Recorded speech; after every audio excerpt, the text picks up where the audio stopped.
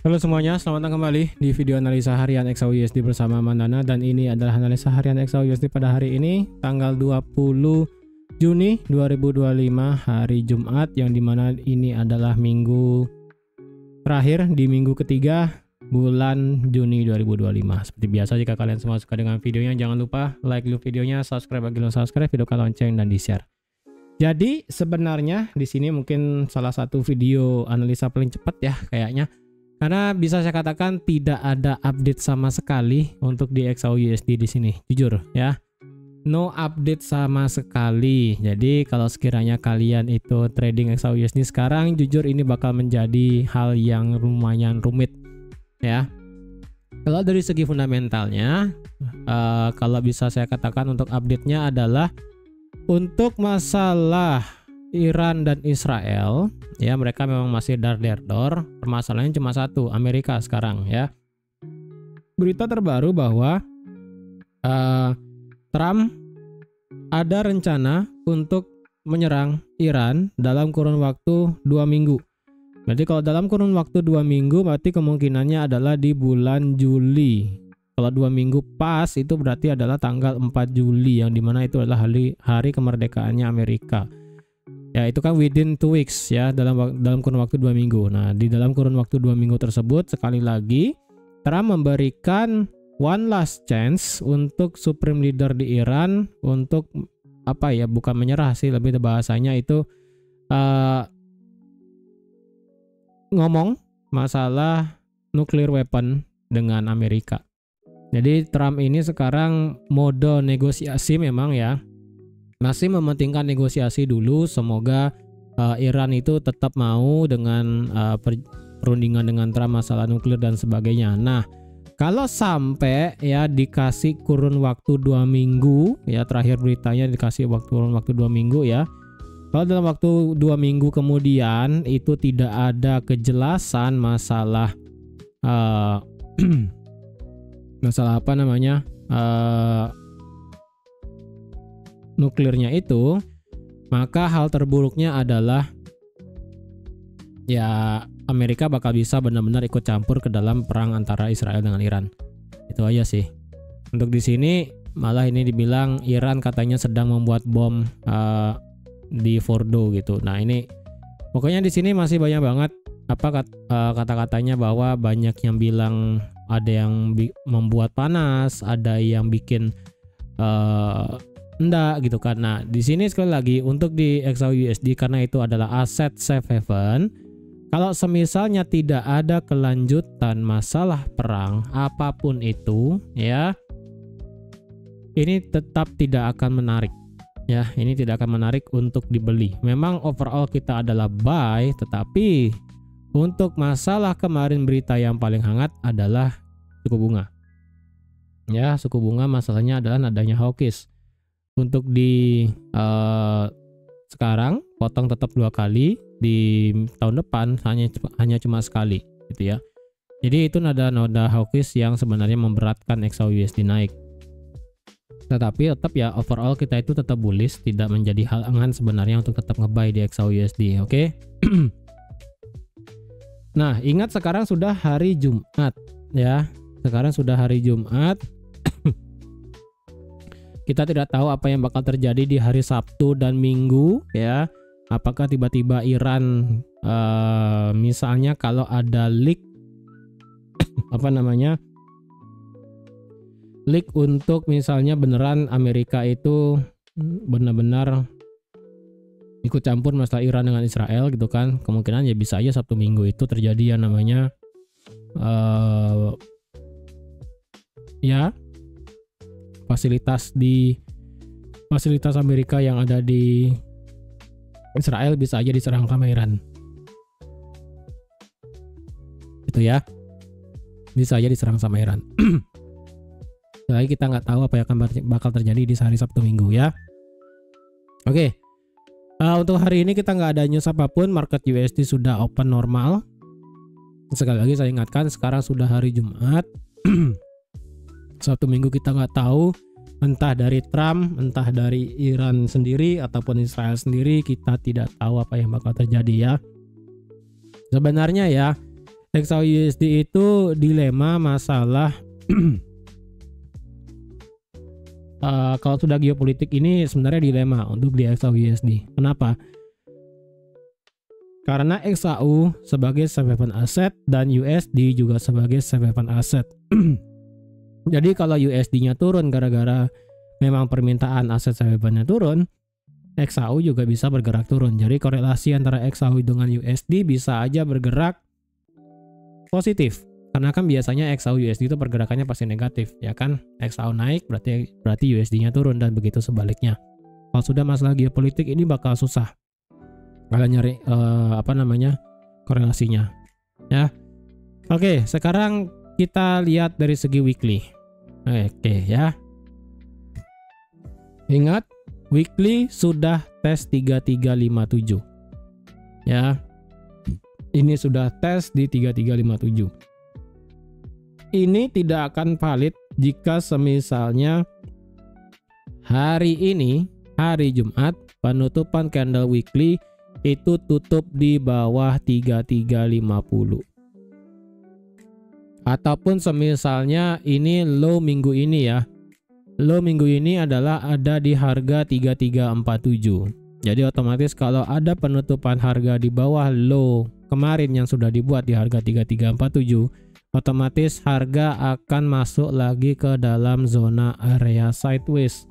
Kalau masuk lagi ke dalam zona area sideways, berarti dari segi weekly ini bakal menjadi sideways yang sangat panjang, ya, sideways yang sangat panjang. Jadi kalau misalnya ini marketnya balik lagi seperti ini, ya, tutup seperti ini, misalnya sampai 3345, itu kan tutup seperti ini. Ya udah, berarti ini marketnya kemungkinan kita bakal kondisi sideways lagi. Berarti ini kemungkinan adalah fake out, ya, dimana berarti ya udah kita berarti kemungkinannya adalah semakin besar adalah bisa menjadi sideways untuk minggu depan. Ya, saya sih nggak pengen seperti itu. Cuman sekali lagi harapan saya adalah kalau ini benar marketnya tutup lagi sideways di bawah 3347 ataupun di bawah 3345, berarti harapan saya itu kemungkinan bisa terwujud, yang dimana Juni itu beneran turun, Juli adalah beneran turun ekstrim, Agustus dapat harga murah, sampai akhirnya September baru bisa mendapatkan untuk swing jangka panjang sampai Desember. Harapan saya itu masih seperti itu, ya.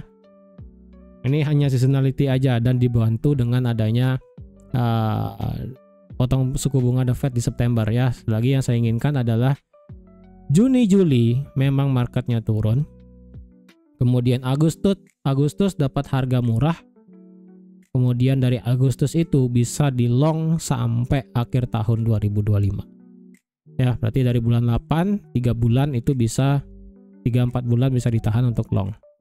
Semoga sih begitu. Nah, harapan saya sekali lagi adalah turun sampai 3000, ya. 3000, kalau 3000 nggak dapat ya udah 3100 atau enggak 3200, ya, dimanapun itu, ya, nanti di bulan Juli dimanapun itu low-nya, harapan saya sih gitu. Tapi kalau misalnya harapan saya tidak terpenuhi, yang dimana berarti ini jika semisalnya minggu ini marketnya memang tutup untuk meretest resistance become support di weekly, berarti kemungkinan minggu depan adalah kita bergerak bullish lagi. Ya, karena sekali lagi dari segi weekly ini marketnya sudah retest. Jadi kalau berhenti di sini dan close candle, ya sudah, minggu depan berarti kemungkinan untuk mendapatkan harga murah itu agak kecil kemungkinannya, ya.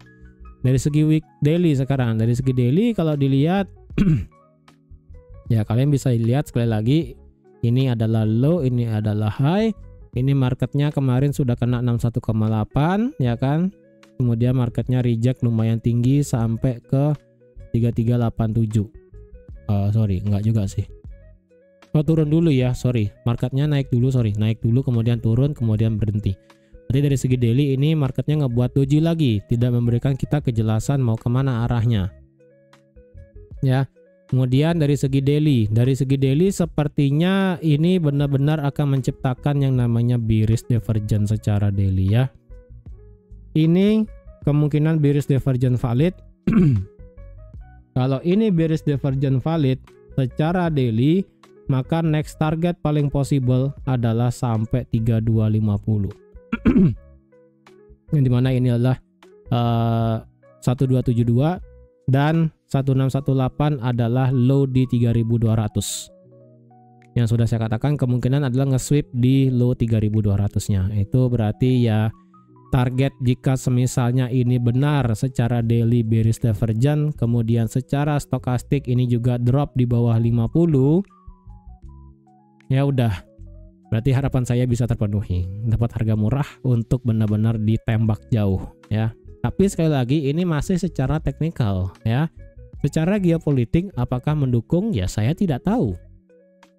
Kalau misalnya memang Iran bersikukuh untuk tidak mau yang namanya deal dengan Amerika masalah nuklir, ya Amerika mau tidak mau bakal turun tangan untuk menghancurkan fasilitas nuklir di Iran. Gitu kan. Jadi otomatis Iran bakal bilang akan perang melawan Amerika. Kalau sudah kayak begitu ya ini teknikal nggak bakal lanjut, ngelihat adanya divergen, momentum turun ke bawah secara RSI, kemudian nanti misalnya kalian ngelihat harga turun di bawah 3.300, ada hal seperti itu meledak ke atas bisa. Ya makanya di sini secara geopolitik kita tidak bisa menebak apa pola pikir mereka yang lagi perang gitu kan. Apakah memang lagi pengen damai atau pengen gimana gitu kan. Kalau memang lagi pengen damai ya udah. Kalau lagi pengen damai otomatis risk aset bakal naik, safe haven dibuang. Kalau safe haven dibuang berarti gold mendapatkan tekanan 2 kali lebih besar.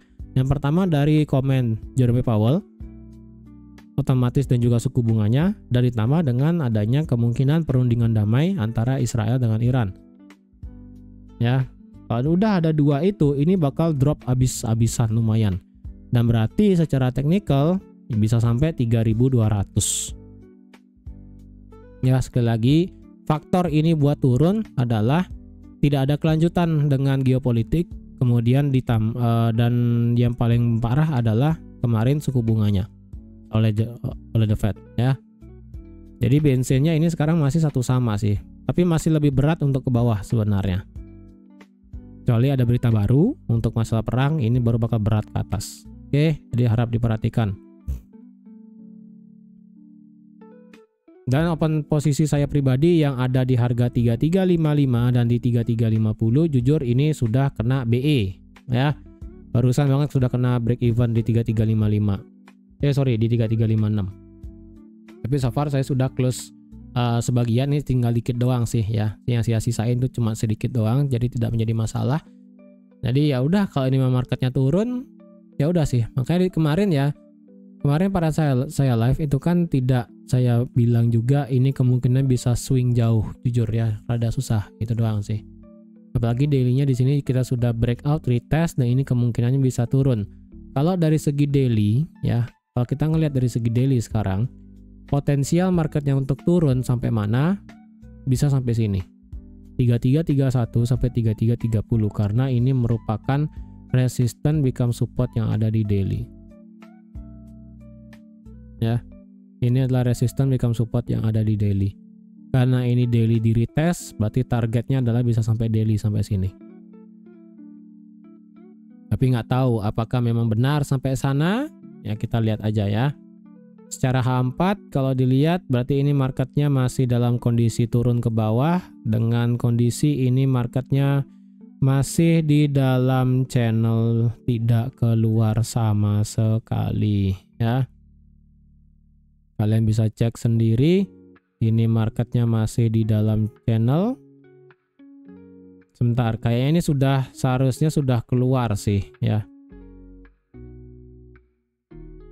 Ini sedikit ambigu ini ya secara H4. Apakah ini memang benar sudah keluar atau enggak? Sekilas sih ini sudah keluar ya, sekilas ini barusan sudah keluar. Kalau dilihat juga di sini kemarin kan sudah keluar, kemudian drop sampai di sini 3347 kemudian terbang. Nah, sekarang ini drop lagi ke bawah nih. Jadi kalau seandainya ini memang valid keluar dari dari channelnya di sini, maka kalau dicari ya, kita cari 1:1 dari channelnya. Oke, sebentar. Coba kita cari 1:1 channel ketika di break. Oke, ketika di break dan retest, maka kalau memang ini sudah breakout dan potensial turun, ketika breakout potensial target adalah sampai di 3335. Yang berarti bisa sampai area demand-nya dari segi H1 di 3330, 3319. Ya, kalau gitu apakah kita masih worth it buat sell? Dari segi H4 ini masih bullish ya kan? Selama dia tidak ngebreak low ini di 3300, H4 ini masih bullish. Ya. Kalau ada yang mau nge-buy, sekali lagi ya, ingat ini H4 adalah 3345. Kalau ada H4 turun di bawah 3345 close candle, itu kemungkinan marketnya bisa langsung ngedrive turun sampai ke 30 dan ke 20. Secara H1 kalau kita lihat sekarang market structure masih mengindikasikan yang namanya ngebuat lower low dan lower high ya. Ini low, lower high, lower low, lower high, lower low, lower high, lower low, lower high, lower low, lower high. Ya, jadi otomatis ini sudah membuat banyak lower low dan lower high, jadi tidak bisa kalian untuk ambil buy sebenarnya di sini ya. Berat intraday di sini soalnya memberikan indikasi terjadi penurunan soalnya ya. Apalagi secara RSI H1 kalian bisa lihat tidak pernah RSI-nya itu naik di atas 50. Pernah sih ya berusaha di atas 50 tapi gagal, naik lagi tapi gagal, dan ini flat di bawah 50. Jadi jujur tidak kuat. Bensin naiknya untuk sekarang itu masih belum ada. Ya, bensin untuk naik sekarang jujur belum ada. Kalau mau sell sekarang bagaimana?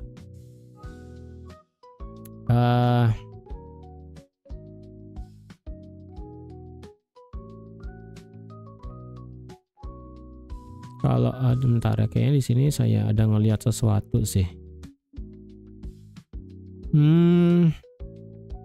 Ini juga termasuk H4 kali ya. 3376 ini selaku RBS dan SBR sih di H4. Ya, ini saya buat dulu. Update sedikit ini H4. H1 rada sedikit bermasalah. Trendline nggak bisa dipakai. Breakout di bawah. Wah, ini rada susah sih kalau mau nge-sell ya. Ingat ya, ini weekly, 3357 tuh weekly. Sebenarnya di sini nggak ada yang bisa menahan market sih sebenarnya ya. Kalau pakai time frame kecil. Kalau dibilang ini memang kemarin sudah saya katakan di sini ada demand-nya M5 ya kan. M5 ini breakout kemarin ya kan, pada saat live breakout, kemudian ini sudah retest. Dan di sini juga secara kebetulan M30-nya ada demand-nya. Jadi memang di sini marketnya mantul dan respect dari area ini. Nah, sekarang di mana kita mau nge-sell? Semisalnya kalau ada yang mau sell ya. Ini 75 sudah dites ya kemarin ya. 75 sudah. Wah, ini sedikit kacau sih. Ini gara-gara market US libur. Kalian bisa lihat nih candle nggak jelas nih. Iya ya. Sedikit berat nih.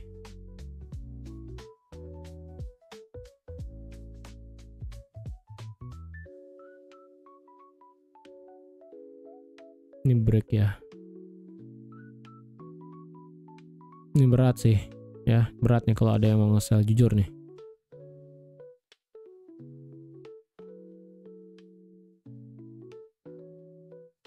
Yang penting kalau kalian ada yang mau nge-sell, harga itu tidak boleh naik sampai ke 71 sih sepertinya ya. Ini kayaknya bisa dipakai lah ya, 66 dan 64 sampai 69 lah ini ya. Ini kan kena demand-nya.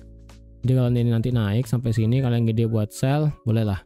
Cuman jujur dengan kondisi structure market kayak begini ya, susah banget untuk dicari penempatan stop loss sebenarnya dengan kondisi kayak begini.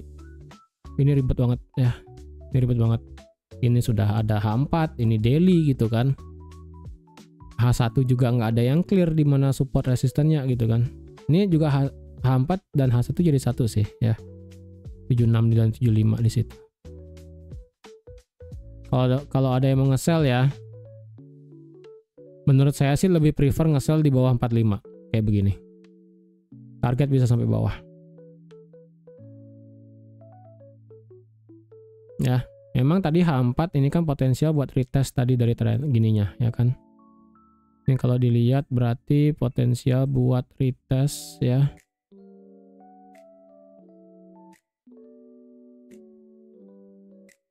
Bentar ya, saya lupa ini gambarnya gimana nih.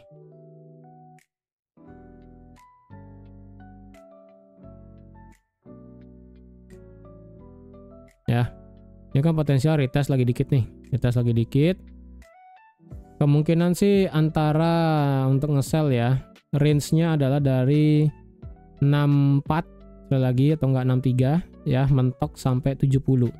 Lewat dari 70 saya rasa rada berat buat di sell kecuali ketahan di 75 ya, 75 sebagai SBR-nya di sini untuk bisa nge-sell lagi.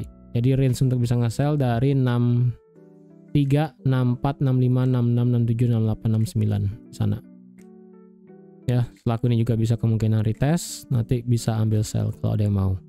Kalau mau yang ambil lebih aman sih sebenarnya di bawah 45 ya. Kayak begini, break di bawah 45 nanti retest, nanti bisa drop lumayan sampai ke demand H1-nya. Itu ya. Oke, jadi saya rasa sekian dulu untuk analisa XAUSD pada hari ini. Sekali lagi ya, ini sudah hari Jumat. Kalau kalian ingin skip trading hari ini juga tidak masalah. Dan saya pun pribadi tinggal menyisakan satu open di 3350 dan itu pun kalau nanti kena ke bawah saya sudah tidak peduli. Sisanya ya udah, ini tergantung market mau pilih lanjut naik secara geopolitik atau melanjutkan penurunan karena structure sekarang adalah bearish. Ya, jadi sekian dulu dan sampai jumpa lagi di analisa harian XAUUSD minggu depan. Bye bye.